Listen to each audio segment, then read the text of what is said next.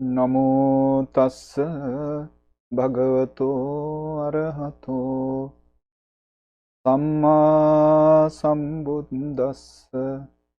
Namo tassa bhagavato arahato samma sambuddhassa.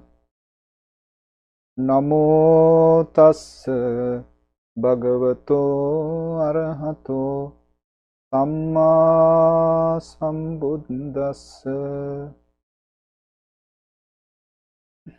Ye kechipana bhutatti tasava dhavarava anavasesa dighavāye mahantava majjhima rasa Khanukatula.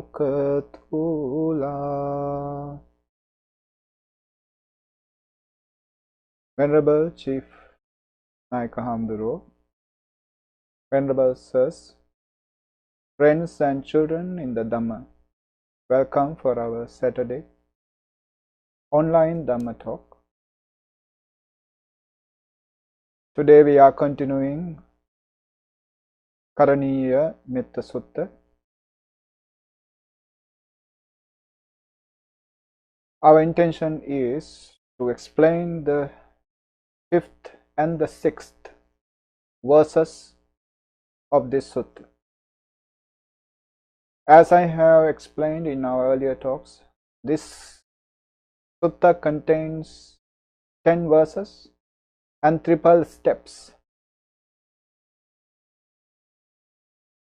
Though it is a sutta when we chant, but in actual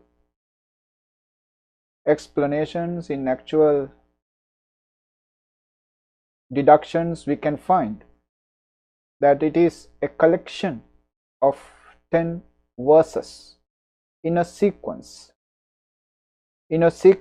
to build up the Buddhist spiritual practice based on the sila, the discipline, samadhi, the serenity, and upekkha, the equanimity, and the wisdom, sila, samadhi, panya, serenity based on morality, and the wisdom based on both morality and the serenity are explained in this sutta. We have explained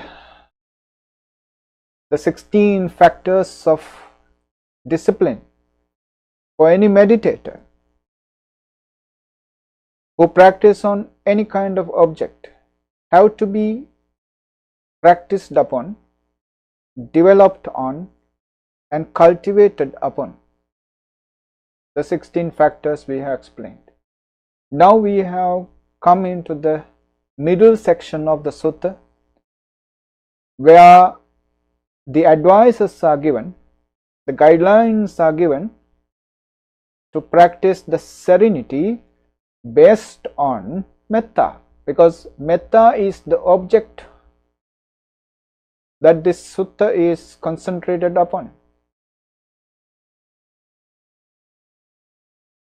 So there are 40 kinds of meditation objects that for any individual who are interested in practicing upon.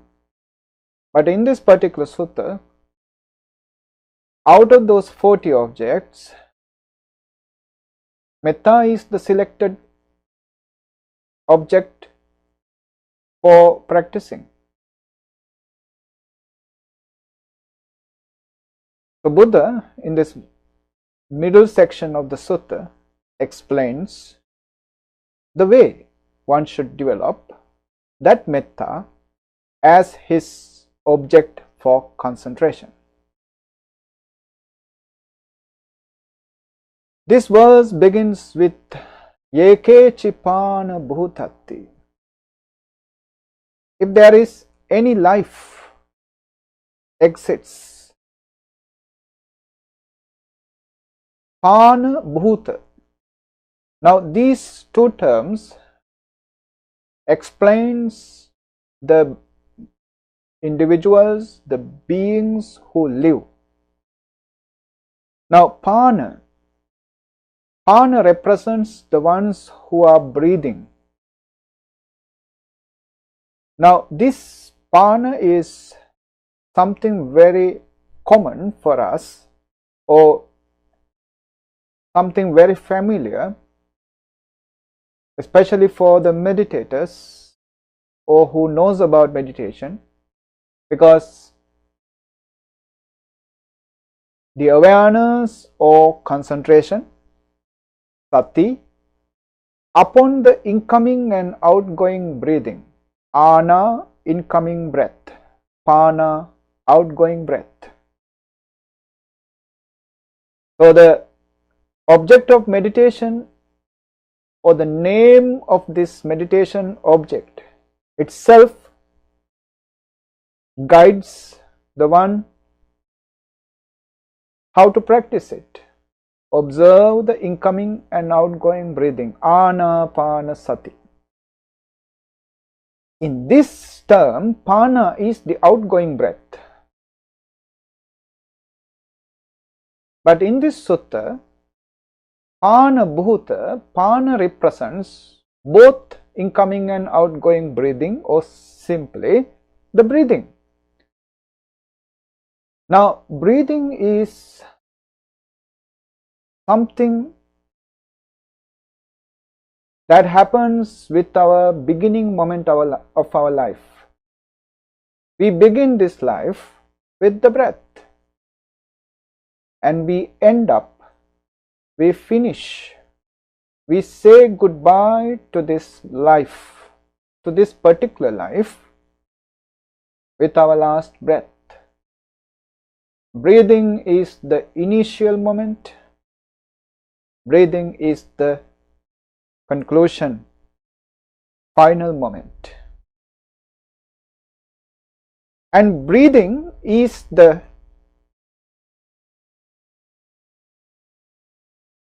factor behind our very living. We are living because we are breathing. Breathing is the connection between us and the outside world. We are connected to the outside world because of this breathing. Outside world provides the suitable air for us to breathe. Therefore, this earth is a friendly environment for the life to exist, because it provides the suitable air to breathe. So our connection with this earth remains upon this breathing. And also the connection between the inner world and the body, or inner self, inner being, or consciousness, and the body is connected with breathing. Whatever happens, especially the emotions, happen within us, are immediately shown, exhibited in our breathing. As soon as your inner consciousness, inner being, lose the equilibrium, lose the balance, it is shown in your breathing. For example, when somebody gets angry, that anger is overwhelming, dominating, and you are blind to that anger. You do not know even that you are angry. Only you are doing, talking, being guided by that anger. You cannot see that anger. If you can see that you are angry, you can control it. You can stop your words and action which are bound to cause regrets later. But you are blind to them. You are enslaved, dominated by that anger. So controlling that anger directly is something very difficult, because it is invisible. It is oblivious. But you can control your breathing. You can observe your breathing. If you have that familiarity, if you have that affinity of observing this breathing, anapana sati, sati awareness, observation, mindfulness, ana incoming and outgoing breathing, very simple, very simple. But you must be familiar with it. You must have the affinity with it. You must be convenient with it. If somebody has that affinity of observing the incoming and outgoing breathing as it is coming in and going out, that person quickly understands his breathing has changed. I am breathing differently. This is not my normal breathing. With that understanding, he also understands there is something wrong within me. My balance is gone. My cool temperament has vanished. Something is disturbing me. Something is troubling me. You no need to worry about it. As the breathing is abnormal, he knows something within me abnormal. Something within me wrong. And he observes his breathing without changing it, without meddling with it, without even trying to do anything.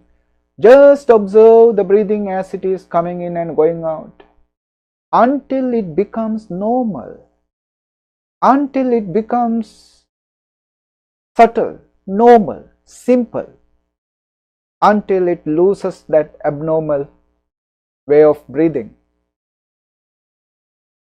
Then he knows, as the breathing becomes normal, his inner abnormality, inner trouble, inner tornado, inner difficulty has gone and the equilibrium has achieved again. So mastering the knowledge on the breathing, in the sense of mastering the ability of observing the breathing, supports you to master yourself. So therefore, the inner consciousness, which is invisible, hard to see, difficult to see, almost impossible to see, is to be seen with your breathing if you know how to observe the breathing. And that inner consciousness is connected to the body with the breathing. As the outer world, external planet you are living is connected to you with your breathing, so also your inner consciousness is connected to your breathing. That's why breathing plays a significant role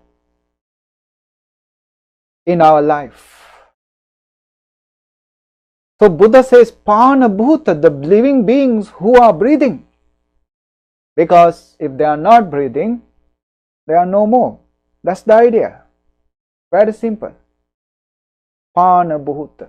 Yekechi Pana Bhutati. If there is a living organism which is breathing,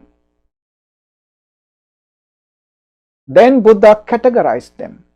Without directly moving to Sabve Satta, may all beings, of course, that is the pinnacle of the radiating of Metta to all beings. But before that, to to make sure that your metta is radiating to all corners of this whole existence. He covers the parts of this existence where the living beings exist, and he separate the whole of the humanity into two categories first. First one is tassava, beings who are trembling, beings who move, change, who flutter, who trembles, tassava. And thavarava, the beings who do not tremble, do not flutter, do not get disturbed. Now, what are these two categories? Tassava, thavarava, beings who tremble and beings who are static.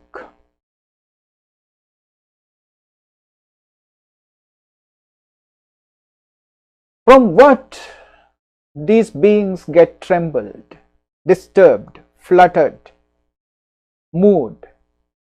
Fear and desire.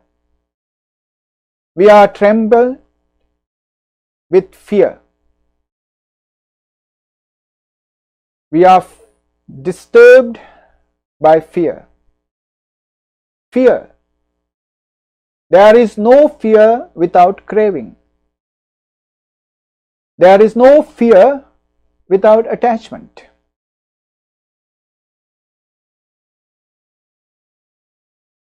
All the fear in the world based on one simple factor, that is losing.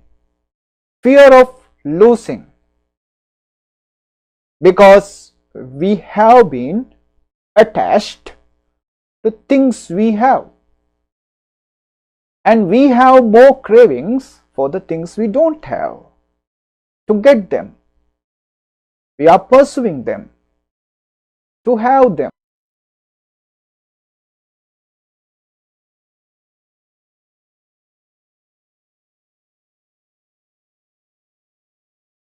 Of our lives have the fear of losing them.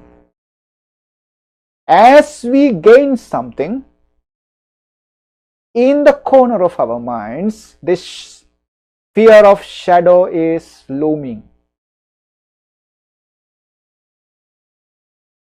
In the corner of our minds, because we know whatever we gain, whatever we have, are impermanent, can lose at any moment of our life for any kind of circumstances.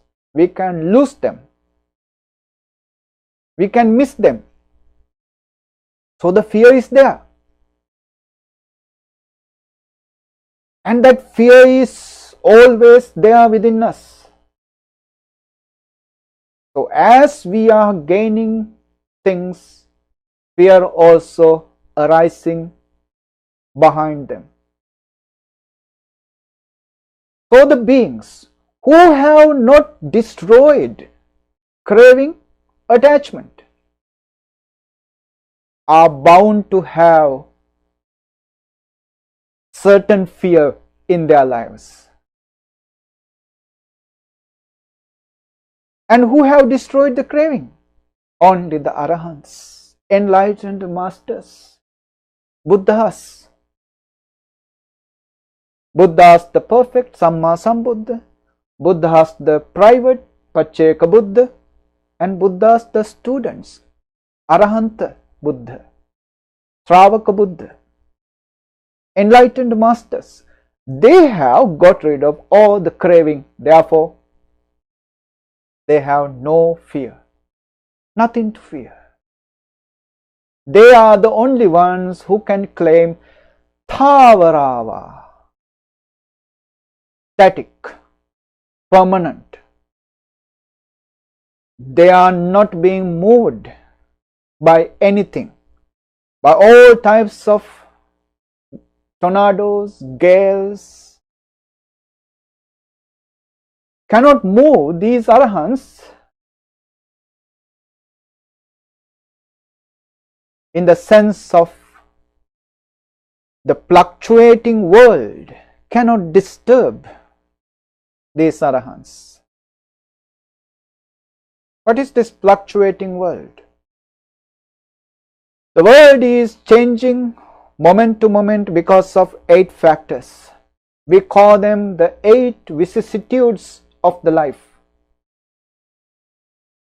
Labho, alabho, ayaso, yasocha, ninda, pasansacha, sukhancha, dukkham.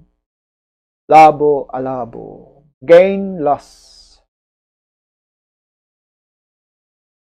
Ayaso, yasocha, fame, shame. Ninda, pasansa, praise, blame, or blame, praise. Sukhancha, dukkham,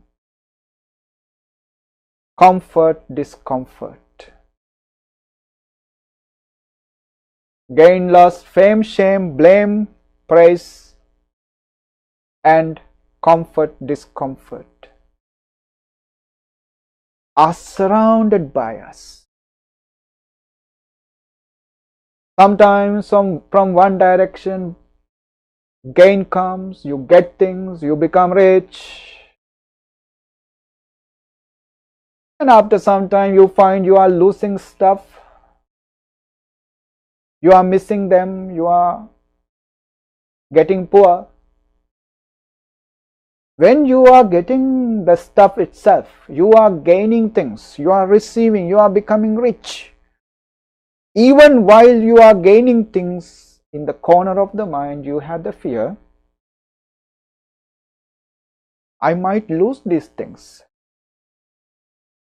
Government can do something to take my money away, or a thief, a deceiver, a conman can grab my money away, or natural disaster will destroy my properties, my wealth, my luxuries. All this kind of fear is there as you are even gaining them.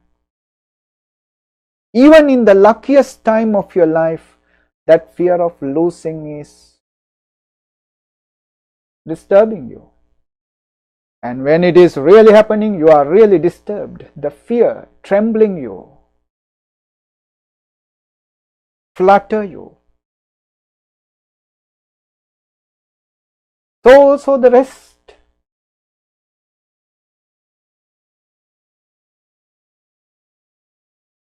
Tasa, the whole world, except those arahants, are troubled by the changing phenomena in the world, which are the 8 vicissitudes. These 8 vicissitudes torment people. Only the exceptionals are arahants. So the arahants are thavara, unmovable, static, permanent. These 8 vicissitudes cannot disturb the arahants. The rest of the world suffers.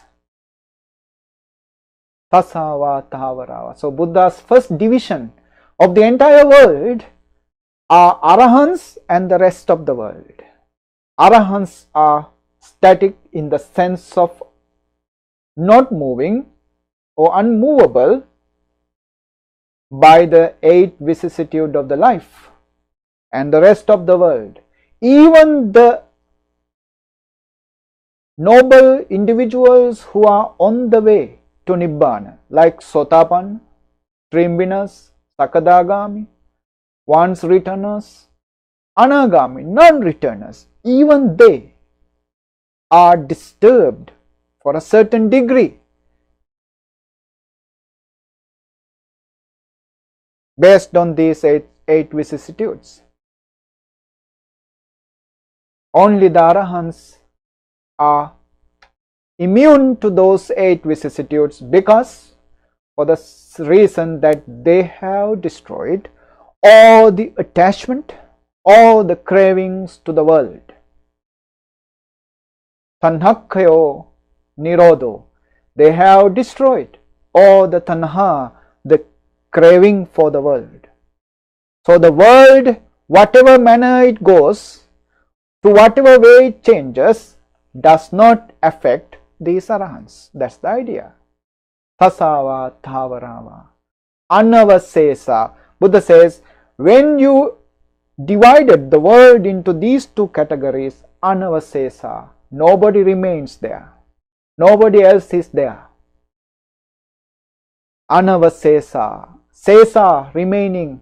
Nas sesa, no remaining is there. Tasava tavarava. But he continues this division. Digavaye mahantava. Now, he categorized this world into other types of beings. No names applied, but the proportion of the body. The size of the body is the next categorization. But before that, we have to understand this bhuta, living beings. Who are these living beings actually? Now, a living being is a being who has body and the name. We call it nama and rupa. We are called human beings. We have a human form and the human name,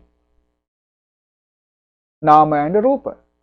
This rupa is created or based upon the 4 great elements and the derived material phenomena out of these 4 great elements. In Abhidhamma it says there are 28 material phenomena are in this body. 28. And the nama or the mind is comprised of 4 aggregates. They are feeling, vedana, sanya, perception, sankhara, formations, and vijnana, consciousness. Vedana, sanya, sankhara, vijnana. Together with the rupa, the body, it is 5. So the 5 aggregate are the collection that something to be called a living being. But of course, all the living beings do not have these 5 aggregates. Living beings in the 4 woeful realms, 4 hells, living beings in the human realm, and the living beings in the divine realms, 6 divine realms, and the living beings in the fine material realms, Rupavachara Brahmaloka. In these types of realms, whoever lives, they have these 5 aggregates. Aggregate of form, feeling, perception, formations, and consciousness. Whoever living in these 4 woeful realms, human realm, 6 divine realms, and the fine material realms, 16, they comprise these 5 aggregates. And the second type of beings are the ones who have only 4 aggregates. They are called Chatuvokara Bhava. Chatuvokara Bhava. Beings who have the 5 aggregates are called Panchavokara Bhava. The beings who have only 4 aggregates are called Chatuvokara Bhava. they are the ones who are living in the immaterial realms. Akasananchayatana, Brahma realms, Vinyananchayatana, Brahma realms, Akinchanyayatana, Brahma realms, and the Nevasanya Nasanyayatana, Brahma realms. Immaterial realms of infinite space, Akasa Anantayatana, infinite consciousness, Vijnana Anantayatana, Akinchanyayatana, it means nothingness, based upon nothingness, and Nevasanya Nasanyayatana, neither perception nor non-perception. So these immaterial realms, whoever live, they have only 4 aggregates. They are the aggregates of feeling, perception, formations, and consciousness. The material aggregate absent in them because their development in their consciousness based upon immaterial object areas. Since they have concentrated upon and developed their consciousness on the immaterial objectives, they have got rid of the attachment. We can say they have moved away from the physical attachment to the immaterial, non-physical mind. So the aggregates of the mind exists there, only 4. So they are called Chatuvokara Bhava. And the next realm is Ekavokara Bhava. Meditators who developed up to the 4th jhana in the fine material realm, fine material sphere, whoever developed to the 4th jhana, sometimes find that the mind is the base of suffering. Mind generates all the suffering. So they create such a great disgust towards the mind. And with that disgust towards the mind, they try to stop the mind's and its function.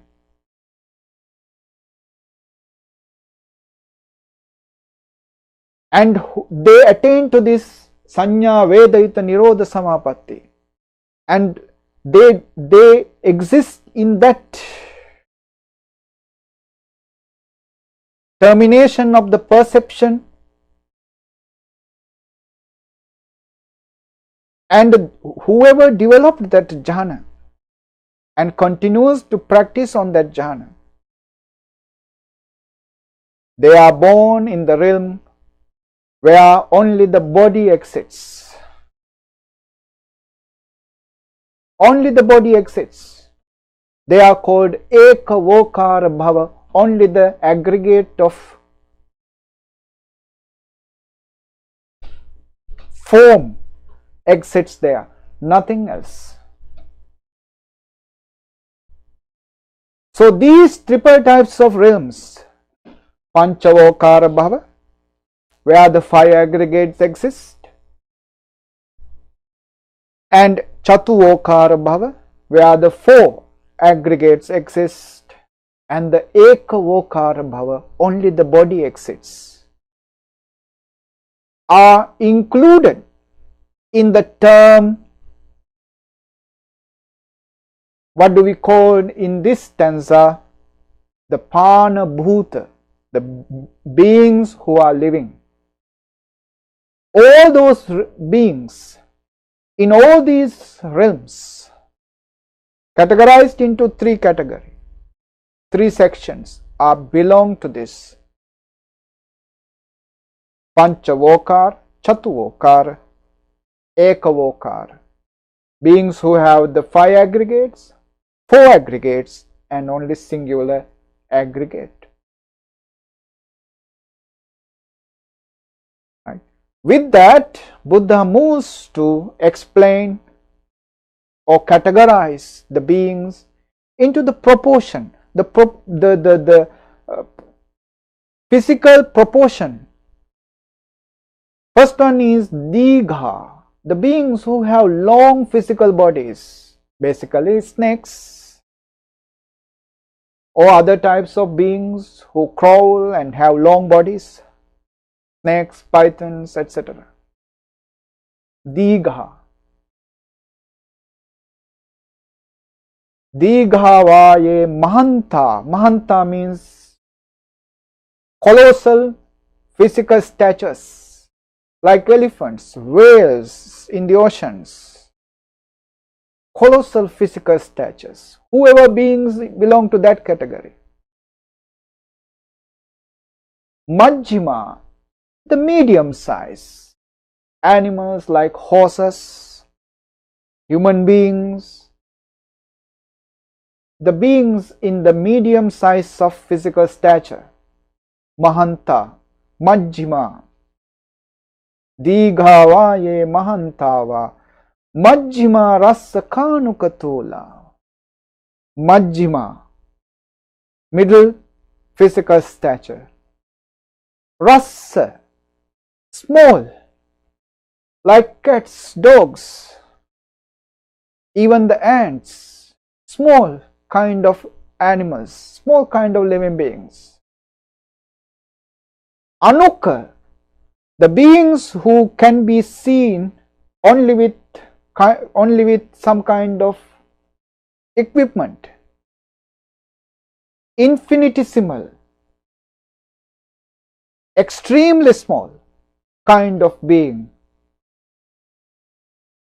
Then comes the Thula, beings who have round physical bodies, like turtle, round physical bodies. Now, according to the physical stature, proportion of the body, Buddha categorized the beings in the world. Digha, long body, Mahanta, colossal bodies, Majjhima, medium-sized bodies, Rasa, small bodies, small physical bodies, Anuka, infinitesimal, microscopic type of bodies,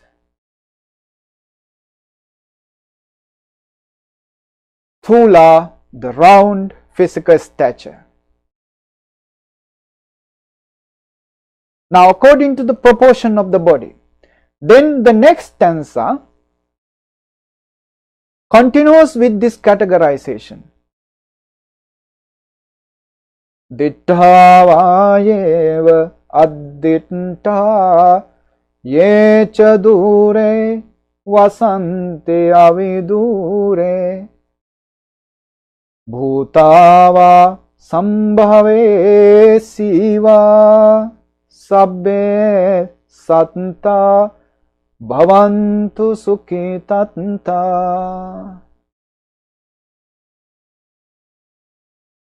Dittha yeva additta. Dittha, the beings you may have seen, or the beings who are generally visible to you. Dittha. Additta, beings you may not have seen, or generally the beings who are invisible to you. Both the meanings are there. Commentary explains that manner. Yeah. Beings who can be seen, who cannot be seen, or who have seen, who will, and who have not seen. Dittha va yeva ditta. Ye cha dure vasanti avidure. Avidure, in the vicinity. Whatever designated boundary you have, maybe this home you live, the grounds of your home, the grounds of your city, your country, or maybe the whole world. Whatever designated boundary you have, whoever lives in the boundary, inside that boundary, belong to the avidure. And dure are the ones who are beyond that boundary, away from that boundary. Ye cha dure vasanti avidure, who are living vasanti, living inside the boundary or beyond the boundary. But in the commentary there is another particular clarification for this. They say avidure, or the ones who are living nearby, are the ones who live in your body, on your body, the small creatures. Small creatures who can be living in this body, existing based upon this body. They are the avidure one. And the dure one are the ones who are living away from the body. All these explanations are there. Ye cha dure vasanti avidure. And the next one is next two categories are very important kind of attracting arguments. They are the one bhutava sambhavesiva. Now so many explanations are found for these two terms. We are not going to clarify all those stuff. Bhuta, they say the ones who have taken the birth out from the womb or out from the egg. Yeah. Those who have taken the rebirth, taken the birth out from the womb or out from an egg, Bhuta. Sambhavesiva are the ones who are in the womb or in the egg. This is one explanation. Another one, Bhuta are the ones who have stopped this process of rebirth, process of the cycle of suffering, who have attained to arahanthood, are the Bhuta. Sambhavesi are the ones who are still existing in this cycle of birth and death. Another explanation. So now two explanations. And there is another interesting explanation, because some people used this term Sambhavesi to connect Theravada Buddhism into Mahayana Buddhism. In Mahayana Buddhism, they have this concept that when somebody passed away, they exist in a realm which is intermediate, neither here nor there, neither this life nor the next life, in an intermediate realm. What do we call the Antara Bhava? They exist in this intermediate realm, waiting room, looking for a right place, searching for a right place to take their rebirth. Now, they have this concept very strongly. Mahayana, I believe Vajrayana, they maintain this belief. But Theravadins do not have such belief. So some Theravada scholars, they say this is the evidence in the Theravada Buddhism that we also have that concept, that there are beings who exist in an intermediate realm waiting for their rebirth. So those who are waiting for their rebirth are the Sambhavesi, and those who have taken the birth are Bhuta. And this is how they try to connect the concept of this intermediate realm into Theravada. Theravadins do not have such a strong based for that. Yeah. What do we believe is, when a stone thrown into the sky, on this earth there is some place for that stone to fall down. There is a place for that. The stone no need to hang around in the sky looking for a place to fall down. So Theravada Buddhists do not have this belief that when the death happens, the last thought moment is Chutichitta. We call it the departure thought moment. Just before the departure thought moment, the death proximate thought moment, Chutichitta, whatever kind of Javana Chittas, we call it karmic Chittas, whatever kind of karma Chittas or karma generated in his consciousness, according to that Javana Chittas, his Patisandhi Chitta, reconnecting Chitta, Pati, Sandhi, reconnection will happen. It is not based on a plan or a kind of a thinking does in an intermediate realm, but based on the karmic power, karmic energy generated or surfaced on his consciousness just prior to the Chutichitta. Not the Chutichitta itself decide the rebirth, but the Javana Chittas that arose just prior to that Chutichitta, death proximate consciousness.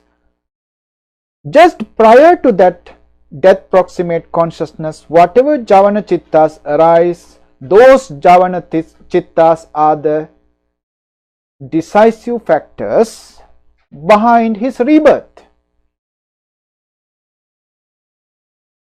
There is no mention of an intermediate realm, waiting room, looking for a place to be born in Theravada Buddhism.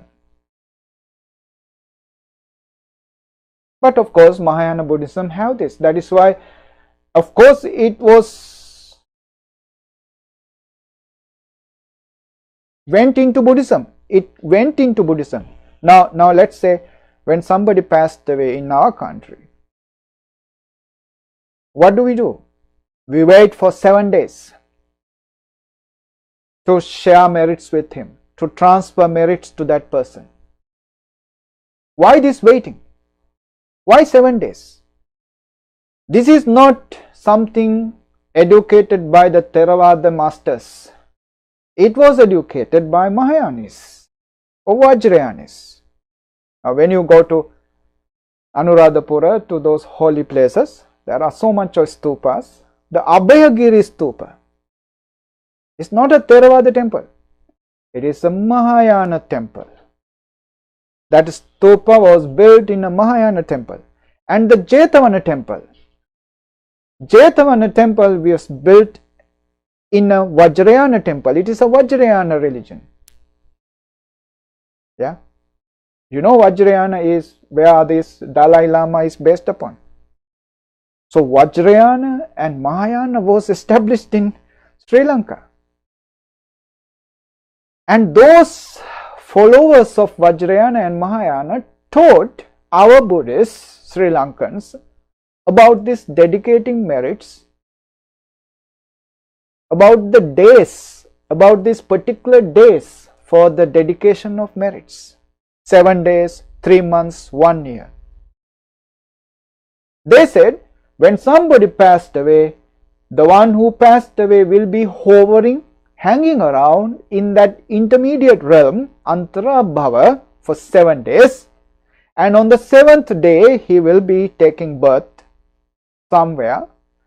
So for him to be born, take rebirth in a better place, dedicate merits on the 7th day. If he missed that opportunity, it will be after 3 months. So dedicate merits on the 90th day of after his passing. These days, this timetable were introduced by Mahayanists to the Theravada. So we have it. We couldn't avoid that interference. Yeah.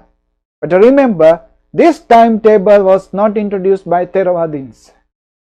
It was given by Mahayanis and we are following it.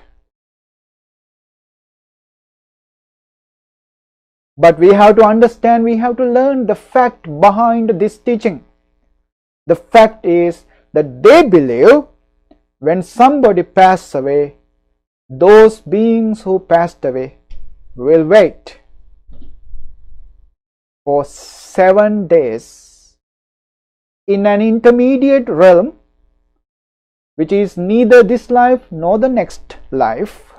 It is not a rebirth, it is an intermediate realm, waiting for the rebirth, waiting for the place, suitable place, looking for a suitable place to be born, and to strengthen that person to take a better place to be born, we dedicate merits. That is the idea they taught us.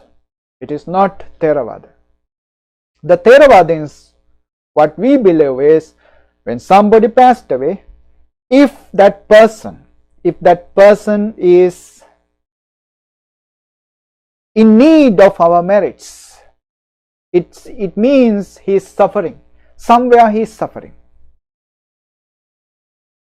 We are dedicating these merits as temporary solutions for his sufferings. Not that we dedicate merits for him to be born in a better place, something like that. Of course, we intend to do that, but it is not the real purpose. Temporary solutions. Yeah.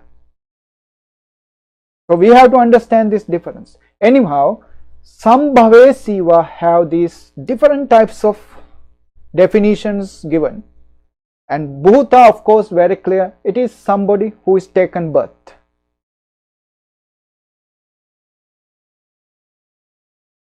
So these two verses comprise the whole entire living organism of the Buddhist explanation of the universe. Yeah. So these